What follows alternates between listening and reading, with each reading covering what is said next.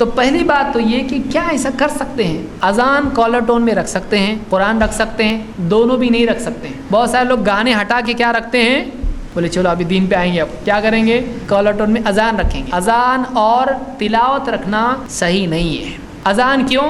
اس لیے کہ یہ اذان کا وقت نہیں ہے، یہ دینی شاعر میں سے ہے، اس کو مذاق نہیں بنانا چاہیے۔ بار بار آ رہا ہے اللہ اکبر، پھر کٹ کر کے ہاں کون بول رہا ہے، کیا بول رہا ہے، ہاں جا لے کے آ جا، پھر تھوڑی دیر کے بعد اللہ اکبر اللہ، پھر اشہد اللہ، پھر کٹ کر کے فوراً کیا ہے؟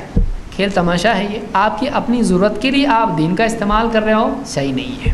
یعنی یہ گانے سے بھی برا ہے، کوئی آدمی گانا رکھے یہ تو برائی ہے، یہ اس سے بھی برا ہے، کیونکہ یہ اس کی بے حرمتی کر رہا ہے، اس کا مذاق بیچ بیچ میں سے کاٹ رہا ہے، وہ کلمہ بھی پورا نہیں ہو رہا ہے، اور اذان کا وقت نہیں ہے، اذان بار بار اذان اذان اذان، آفس کے اندر، بازار کے اندر، بیت الخلاء میں بیٹھا اللہ اکبر شروع ہو رہا، وہاں پہ ہو رہا ہے کہ نہیں ہو رہا ہے، وہاں پہ تلاوت الرحمن شروع ہو رہا ہے وہاں پہ، تو یہ مناسب نہیں ہے۔ یا اسی طرح سے کوئی بھی دعا، قرآن، تو وہ کالر ٹون میں رکھنا کہ اس کا فون اپنے کو آئے تو یہ بجنا شروع ہو، یہ مناسب نہیں ہے۔ اللہ تعالیٰ فرماتا ہے وَمَن يُعَظِّمْ شَعَائِرَ اللَّهِ فَإِنَّهَا مِن تَقْوَى الْقُلُوبِ، کہ جو اللہ کی شعائر کی تعظیم کرتا ہے تو یقیناً یہ دلوں کے تقوی ہی کی وجہ سے ہوتا ہے۔ یعنی ایک آدمی دینی چیزوں کا احترام کرے تو یہ اس بات کی علامت ہے کہ اس کے دل میں اللہ کے دین کی عظمت ہے۔ اپنی چیزوں کے لیے دین کا استعمال نہیں کرنا چاہیے۔